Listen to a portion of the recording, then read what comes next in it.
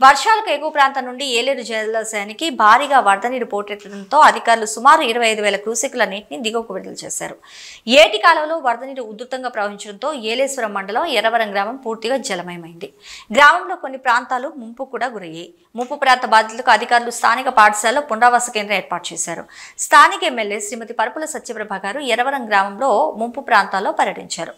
ముంపు బాధితులను పరామర్శించి వారికి అన్ని ఏర్పాట్లు సక్రమంగా అందేలా చూడాలంటూ అధికారులకు ఆదేశాలు జారీ చేశారు. నీరు తగ్గే వరకు అంతా వేచి చూడాలని ఆమె బాధితులను ఈ సందర్భంగా విజ్ఞప్తి చేశారు. ప్రభుత్వం ఎప్పుడూ అండగా ఉంటుందని ఆమె ఈ సందర్భంగా వారికి భరోసానిచ్చారు. కార్యక్రమంలో ఎన్డీఏ శ్రేణులు పెద్ద సంఖ్యలో పాల్గొన్నాయి.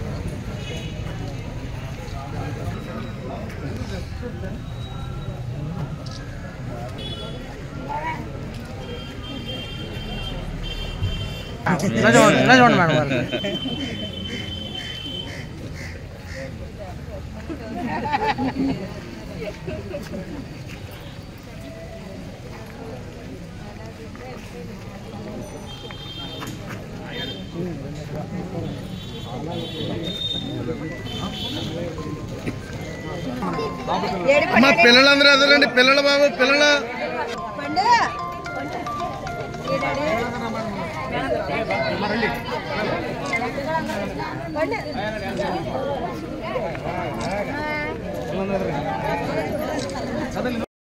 అక్కడ ఉండండి, వచ్చేస్తున్నాం.